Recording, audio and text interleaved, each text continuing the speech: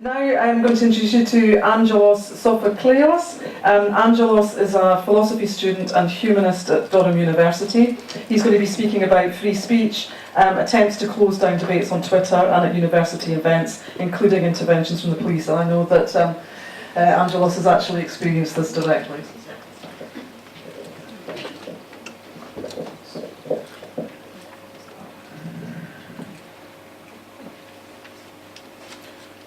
Hi everyone, thanks for the invitation here. It's a pleasure to be here. So I'll start with my own experiences of how I got into the gender critical movement and why have become a feminist ally.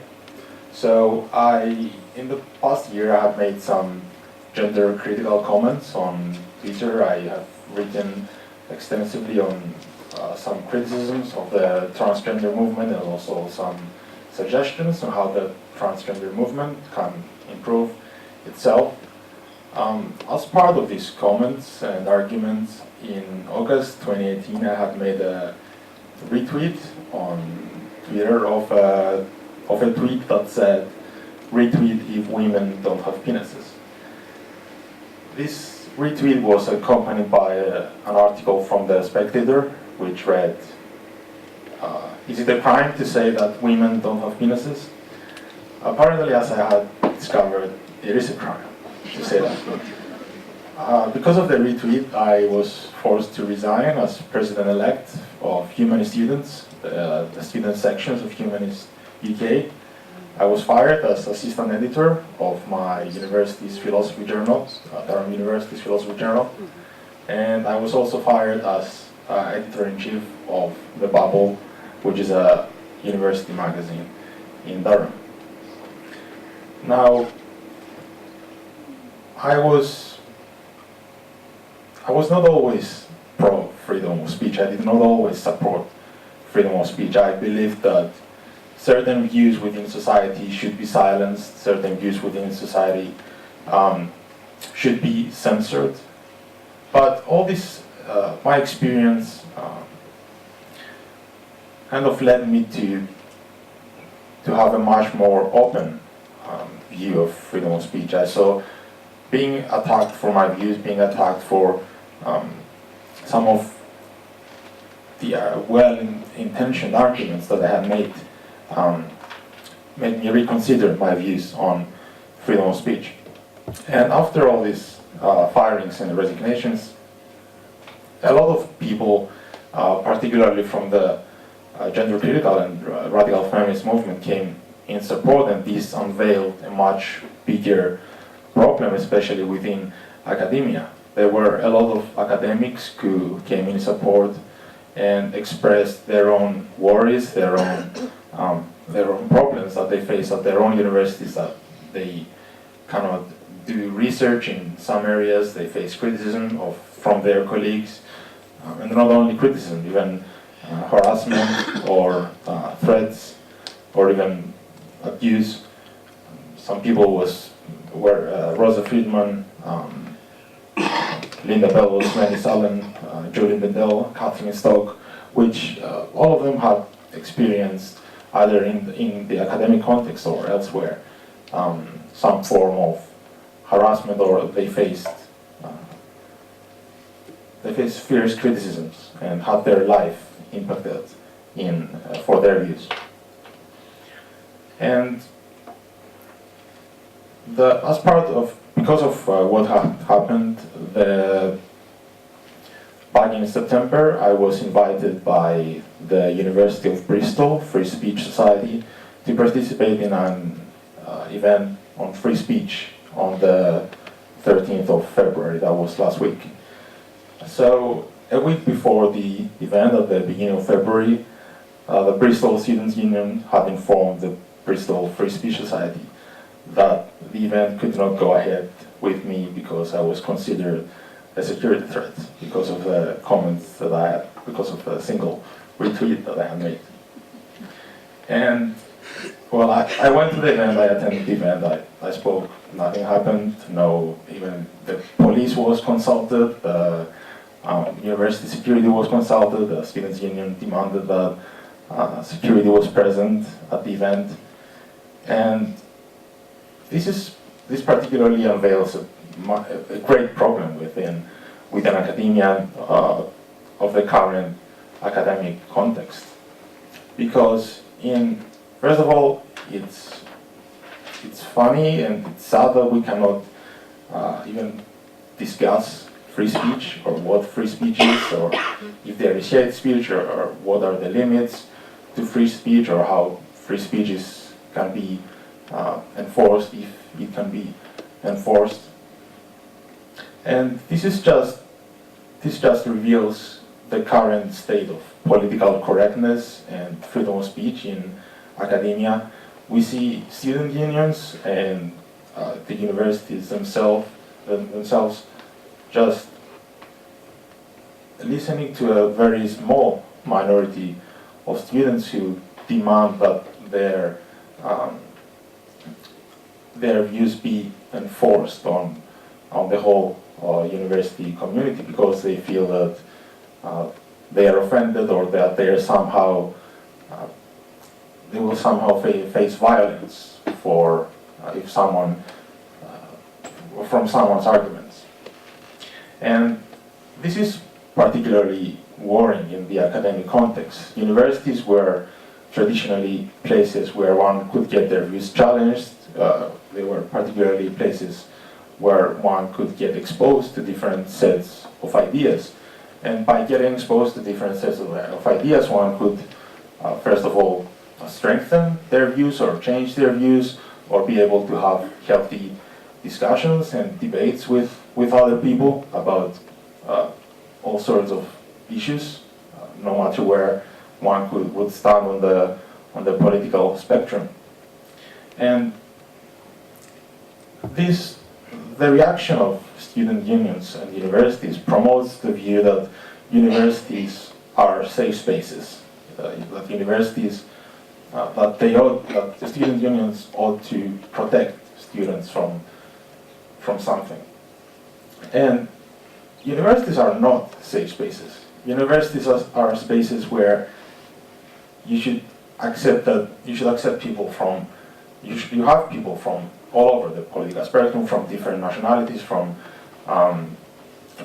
different countries, from different cultures, and it has traditionally been an opportunity for young adults, before they enter what we call real life, to be exposed to this plurality of views and people. But seeing that universities only promote particular views, and that they consider the fact that someone gets offended, or that students need to be protected from certain points of view, is a patronizing way from the side of the student unions to behave towards students. The fact that students need to be protected from certain sets of ideas, and that the student union will tell students which ideas they need to be protected from. It doesn't help students face either their own. It doesn't let students challenge their own views, and it doesn't help them develop as people. You're not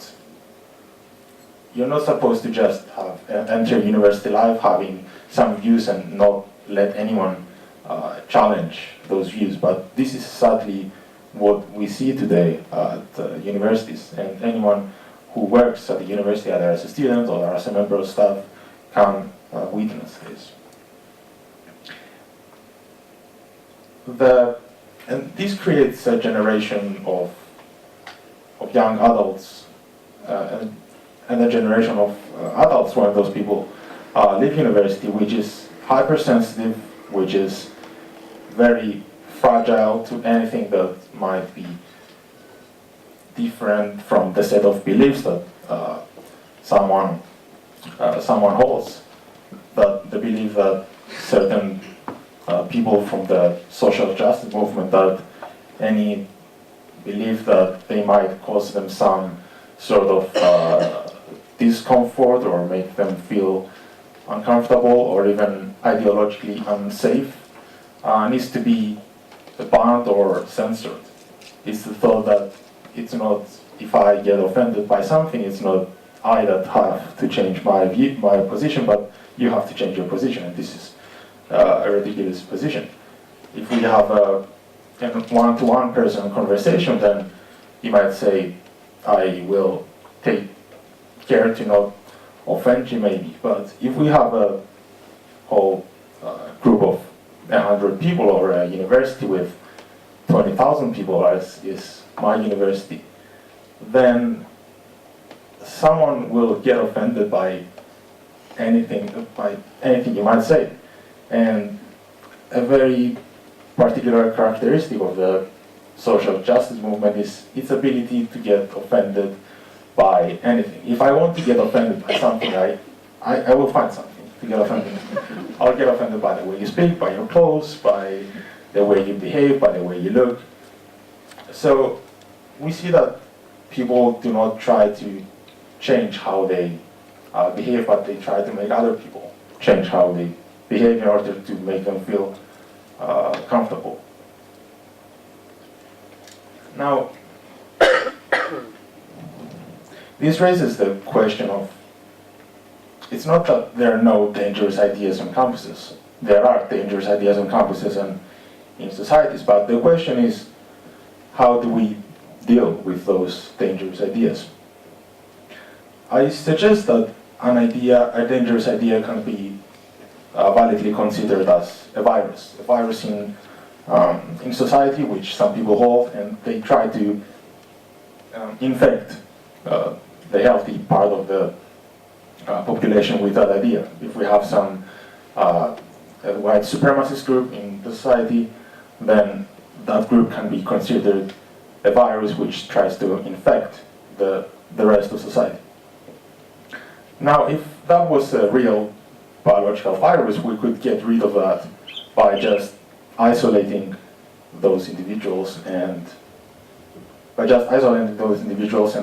then what would happen is just those individuals that held that virus, they would just die off in an isolated context. Now, what happens with social viruses, such as the idea of white supremacy, or that men are superior to women, if we just isolate those ideas, then the people that hold those ideas can fight back. If we just isolate people who hold dangerous ideas, then we just leave them isolated and to reorganize and attack back the healthy part of society in an unregulated manner. So just punishing or isolating an idea or censoring an idea doesn't help in getting rid of that idea. We have seen instances in history. For example, 17 million people had voted for Adolf Hitler. That's 44% of the German electorate at that point. And just saying that those people did something wrong, or that they should have voted for something else, is not enough to tackle the problem. The right approach is, the problem lies much deeper in society. Something led those people vote for Adolf Hitler, and of course it's proven and that it was the bad choice. But just simply by censoring that opinion in Nazi Germany would not help in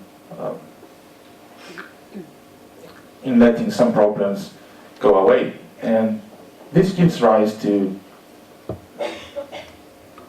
our failure to understand why some people do some actions.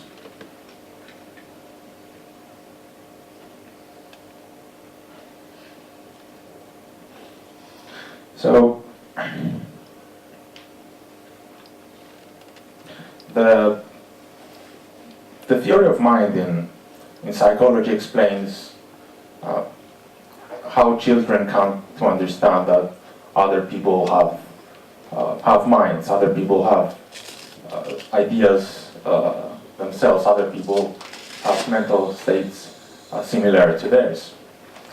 And children come to have this ability to know that other people are people like them at about the age of 3. Before the age of 3, children tend to project and reflect their own views of the world to other people. They don't realize that other people have mental states.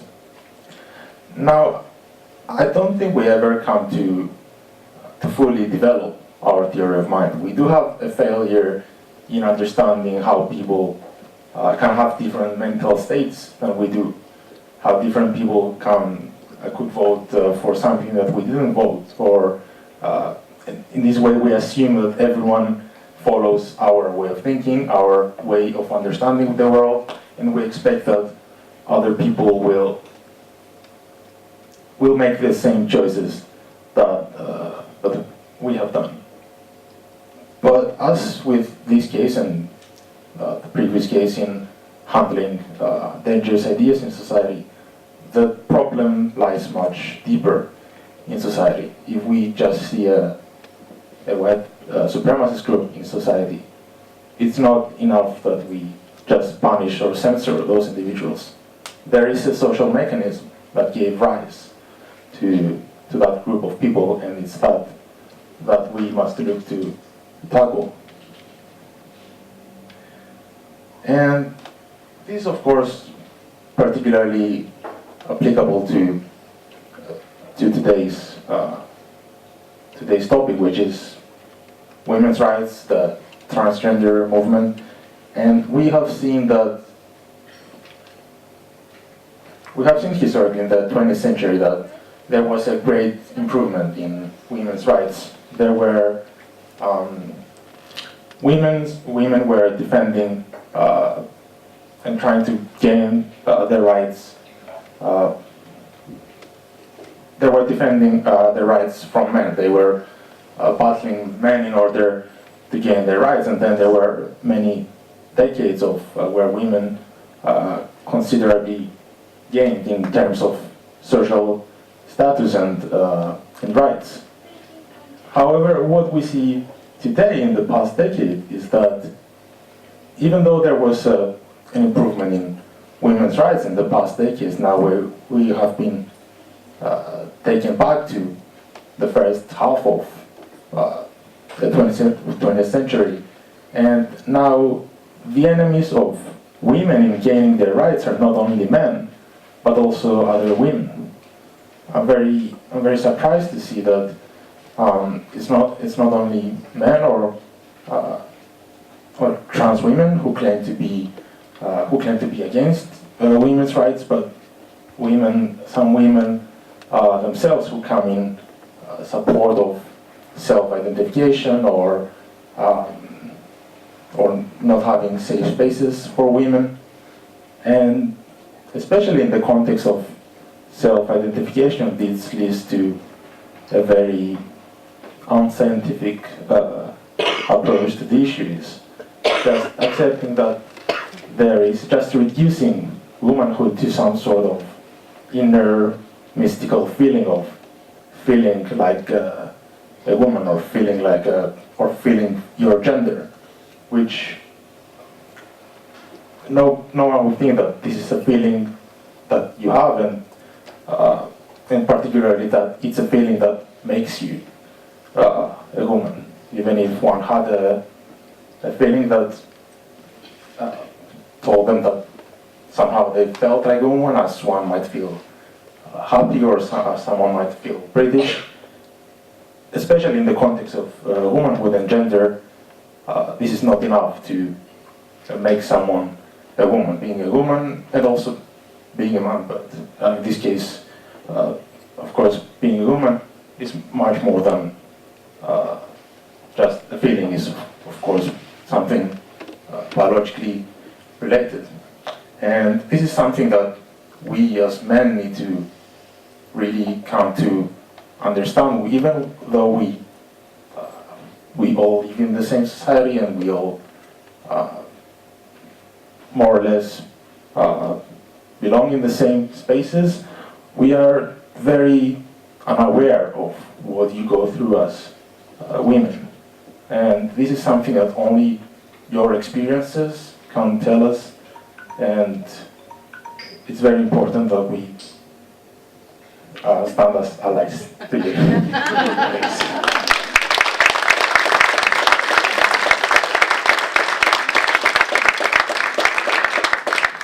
Thank you very much, Angelos.